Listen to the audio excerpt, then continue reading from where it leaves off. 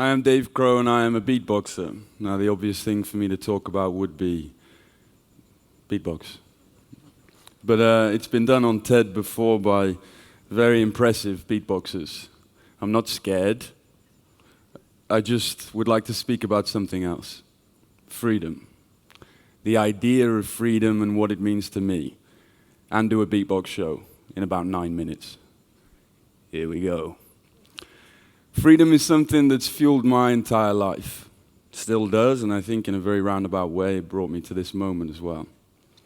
Saying that, I would like to introduce myself the way I normally do. So, I'd like to get inside your head by introducing you to mine. If you want to close your eyes for the first section of this, it's a good idea. If you feel safe enough, of course. I mean that. If you want to close your eyes for the first section of this, it's a really good idea. You'll completely know the time to open your eyes. I promise you.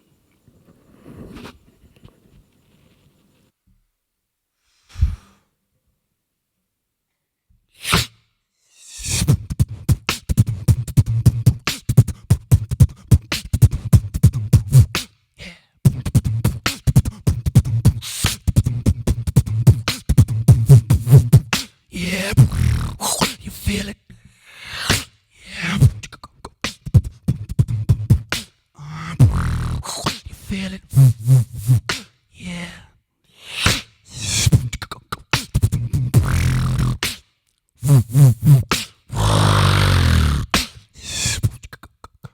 You feel it.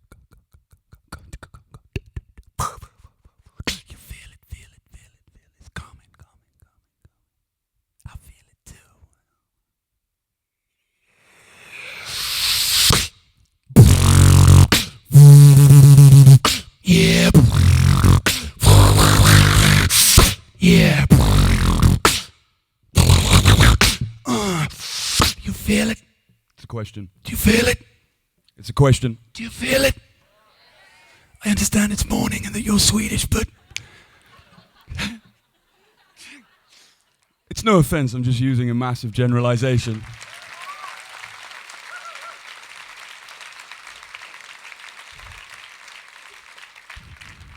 I'll be more direct.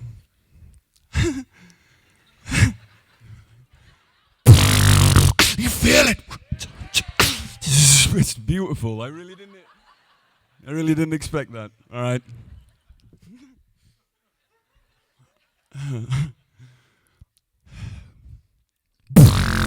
You feel it? You feel it? Me too. You feel it?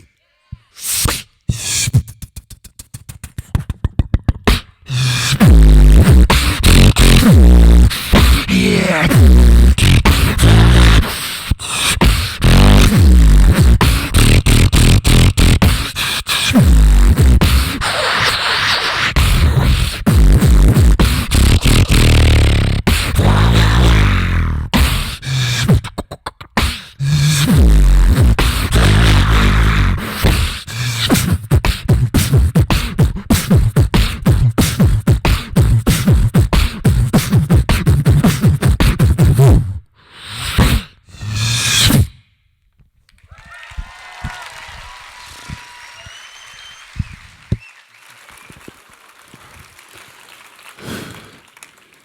The reason I did that is not because I'm as arrogant as you think I am.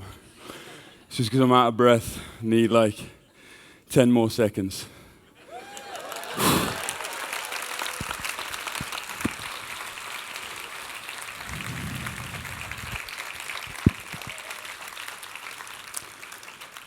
Perfect. That actually has nothing to do with what I'm going to talk about. But what it does is it bona fides what I'm about to say. Now, in the band that I play in, we played 189 gigs in 365 days last year. It's one every 2 days and some change.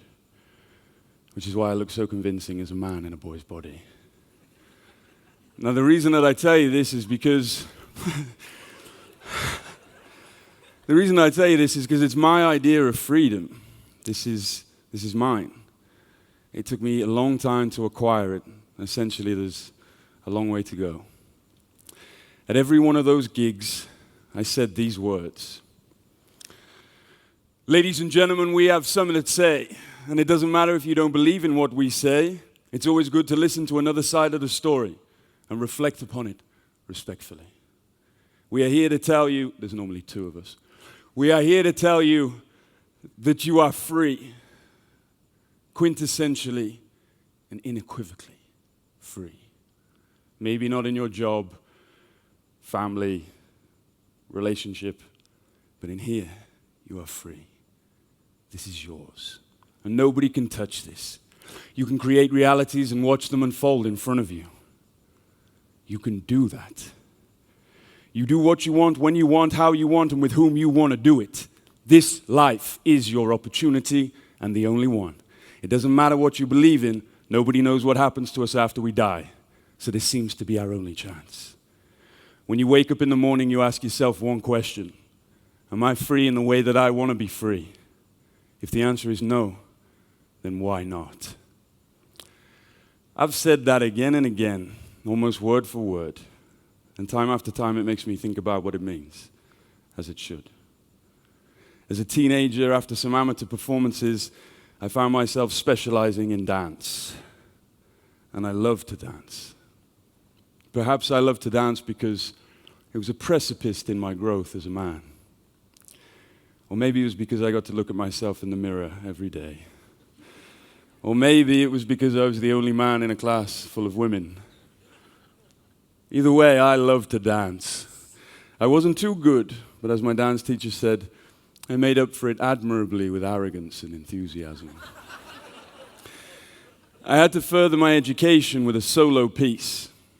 I was successful, but I suffered an injury, so I spent a year in bed.